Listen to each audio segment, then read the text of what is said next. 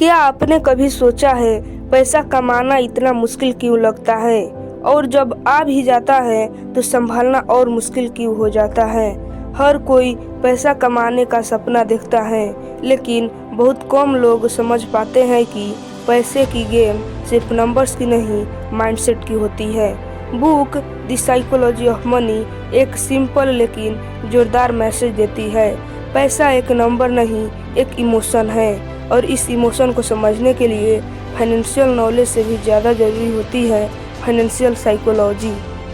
ये बुक हमें ये सिखाती है कि जब मार्केट गिरता है तो हम कैसे रिएक्ट करते हैं, जब पैसा आता है तो हम कितने लालची हो जाते हैं, और जब पैसा बढ़ने लगता है क्या हम उसे संभाल कर पेशेंस के साथ ग्रो करते हैं, या पैसा देखकर हम खुद ही अपना बैलेंस खो देते हैं।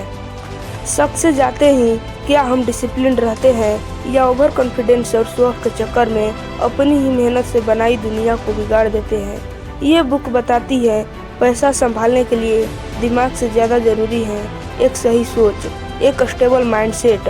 अगर आप भी पैसा कमाना ही नहीं बल्कि उसे समझना, उसे कंट्रोल करना और उससे अपनी लाइफ को सुधारना चाहते हो तो ये वीडियो सिर्फ एक समरी नहीं, एक गेम चेंजर बन सकती है।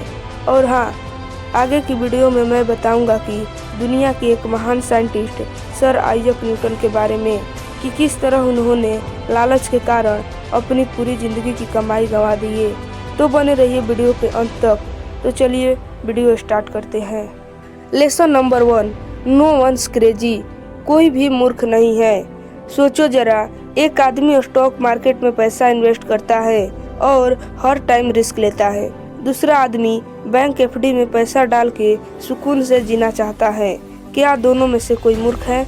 दी साइकोलॉजी ऑफ मनी के ऑथर मॉर्गन हाउसल कहते हैं, कोई भी मूर्ख नहीं है, बस हर कोई अपनी ज़िंदगी के अनुभव से सोचता है। जो आदमी 2008 की वित्तीय संकट में अपना सब कुछ खोता देख चुका है, उसके लिए रिस्क एक ऐसी छाया है जो हमेशा साथ चलती है। लेकिन जो आदमी सिर्फ बुल मार्केट में पला बढ़ा है, उसके लिए रिस्क एक मौका है। इसका मतलब ये है कि जब तक हम किसी के जीवन का अनुभव नहीं समझते, तब तक हम उसे बेवकूफ़ समझने की गलती करते हैं, और यह गलती हम सब करते हैं जब हम अपना डिसीजन दूसरों पर थोपते हैं बिना ये जाने कि उनका पास्ट क्या रहा। इसका मतलब हम लोग अक्सर दूसरों को ये समझाने की कोशिश करते हैं कि उन्हें क्या करना चाहिए, किस तरह सोचना चाहिए, कैसे डिसीजन लेना चाहिए, लेकिन हम भूल जाते हैं कि हर इंसान ने अपनी ज़िंदगी में अलग अलग चैलेंजेस, स्ट्रगल्स और एक्सपीरियंसेस फेस किए हैं। इस लेसन से एक बहुत बड़ा मैसेज मिलता है, जज मत करो, समझो, और जब तुम समझने लगोगे तभी तुम्हारा फाइनेंशियल माइंडसेट भी ग्रो करेगा। Lesson number 2, luck and risk. भाग्य और जोखिम।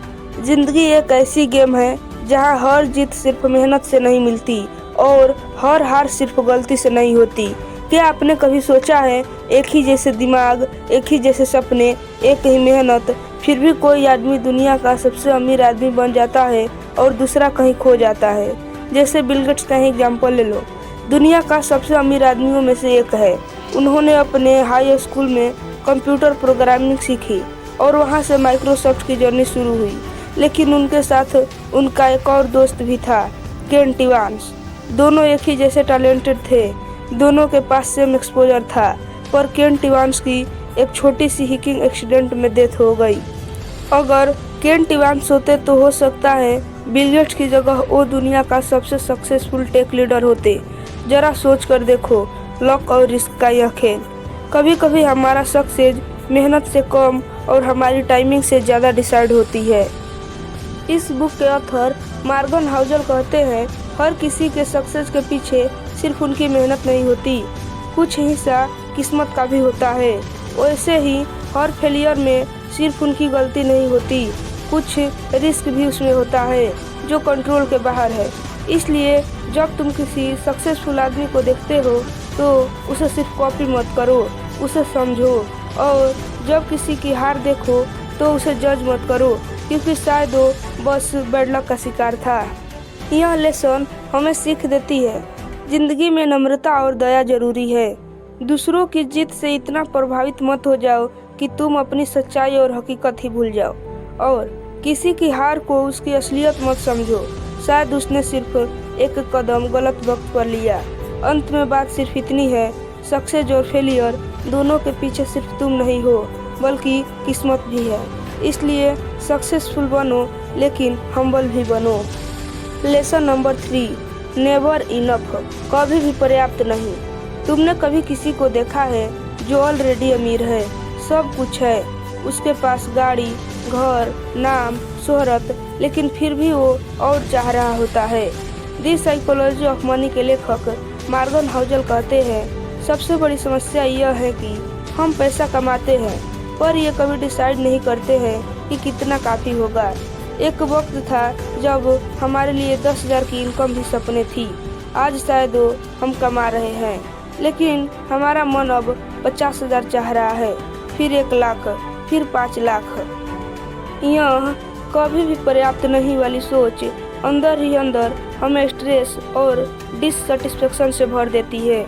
इस बुक में एक एग्जाम्पल दिया गया है राजत गुप्ता का, जिनके पास ऑलरेडी इतना कुछ था, बिलियनर स्टेटस, सक्सेस, लेकिन उन्होंने और पाने के चक्कर में इलीगल काम किया और उन्हें सब कुछ खोना पड़ा। यदि वह थोड़ा रुक जाते, सोच लेते बस अब काफ़ी है, तो क्या उनकी ज़िंदगी अलग नहीं होती। हमें समझना होगा कि जीत का मतलब सब कुछ पा लेना नहीं होता। जीत का मतलब होता है उस मोड़ पर रुक जाना जहां हम खुश और संतुष्ट हो, मतलब हमारे पास पैसा भी है और सुकून भी। अंततः बात सिर्फ इतनी है कि जिंदगी एक रेस नहीं है जिसमें सबसे आगे निकलना जरूरी हो। कभी कभी रुकना, सोचना और शुक्रिया कहना भी एक जीत होती है। अगर हम ये समझ गए तो सिर्फ पैसा ही नहीं, जिंदगी भी जीत जाएंगे। लेसन नंबर 4, विस्मयकारी कंपाउंडिंग। आप सबने वॉरेन बफेट का नाम तो सुना ही होगा, दुनिया के सबसे अमीर और सफल इन्वेस्टरों में से एक। लेकिन क्या आप जानते हैं वॉरेन बफेट ने अपना सबसे ज़्यादा पैसा 50 साल की उम्र के बाद कमाया। वॉरेन बफेट ने इन्वेस्टिंग शुरू की थी सिर्फ 11 साल की उम्र में, लेकिन असली जादू तब हुआ जब उन्होंने 75 साल से भी अधिक उम्र तक लगातार इन्वेस्ट किए, बिना रुके, बिना घबराए। उसका सीक्रेट कंपाउंडिंग, यानी पैसा पैसा बनाता है और फिर और पैसा बनाता है। वो लोग जो सिर्फ वॉरेन बफेट की नेटवर्थ देखते हैं वो इस सिंपल पर पावरफुल सच को नहीं समझ पाते। असली पावर कंसिस्टेंट रहने में है, ना कि सिर्फ क्लेवर होने में। कंपाउंडिंग एक पेड़ लगाने जैसा होता है, शुरू में कुछ नहीं दिखता, लेकिन अगर हम उसे पानी देते रहेंगे तो वक्त के साथ वो एक विशाल वृक्ष बन जाता है। अंत में बात सिर्फ इतनी ही है कि जितना जल्दी शुरू करोगे उतना ज़्यादा टाइम मिलेगा कंपाउंडिंग के चमत्कार देखने का। छोटी शुरुआत, बड़ा परिणाम यही है विस्मयकारी कंपाउंडिंग का सच। Lesson number 5, getting wealthy versus staying wealthy. धनवान बनना और धनवान बने रहने के बीच का फर्क। इसका एक इमोशनल उदाहरण है सर आइजक न्यूटन, जिनको हम दुनिया का महान साइंटिस्ट मानते हैं।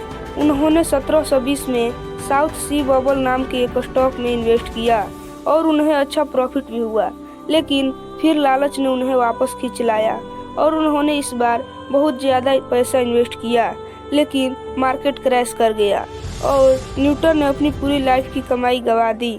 न्यूटन बाद में कह रहे थे, मैं तारे गिन सकता हूँ, लेकिन लोगों के इरेशनल बिहेवियर का पैटर्न समझना मुश्किल है। अंततः बात सिर्फ इतनी है, कमाने के लिए स्मार्ट बनना पड़ता है, लेकिन उस धन को संभालने के लिए ग्राउंडेड रहना पड़ता है। जमीन से जुड़े रहो, वरना पैसा हवा में उड़ा देगा। Lesson number 6, tells you win but आप जीते।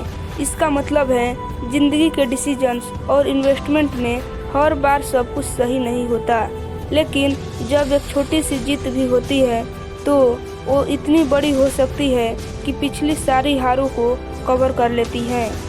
आप हर बार नहीं जीतोगे, लेकिन अगर आपने कुछ बड़ी जीतें कर ली तो वही काफ़ी होती है। इसे कहते हैं tells you win. Stock market में भी बहुत सारे इन्वेस्टमेंट फेल हो जाते हैं, लेकिन कुछ ही इन्वेस्टमेंट जैसे अमेजॉन, एप्पल या गूगल इतना कमा के देते हैं कि वो सारी हारों को छुपा लेते हैं।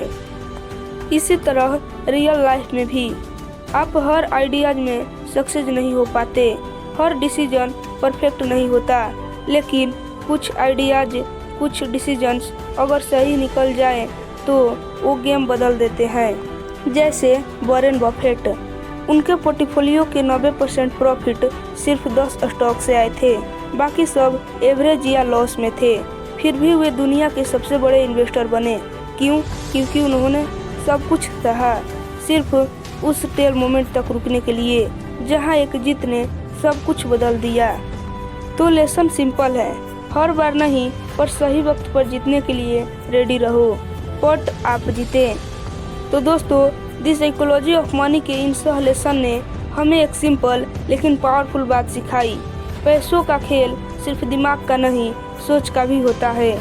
सोच जो पेशेंस रखे, गलतियों से सीखे और हर बार नहीं लेकिन सही वक्त का इंतजार करे। पर यह तो सिर्फ शुरुआत थी। अगले वीडियो में हम बात करेंगे लेसन 7 फ्रीडम, जिसमें मॉर्गन हाउसल बताते हैं कि पैसा कमाने का असली मकसद क्या होता है। Lesson 8 man is never happy, जहां समझेंगे कि क्यों इंसान कभी सेटिस्फाइड नहीं होता और इसका पैसों से क्या लेना देना है। और lesson 9 wealth is what you don't see, जहां हम जानेंगे कि असली दौलत वही होती है जो नज़र नहीं आती पर ज़िंदगी बनाती है। और हाँ, अगर अब तक आपने रिच डैड पुअर डैड की समरी वीडियो नहीं देखा है तो वे भी ज़रूर चेक करें, क्योंकि अगर पैसा बनाना एक कला है तो उस किताब ने उसका फाउंडेशन दिया है। उसका लिंक डिस्क्रिप्शन और कमेंट में दिया गया है।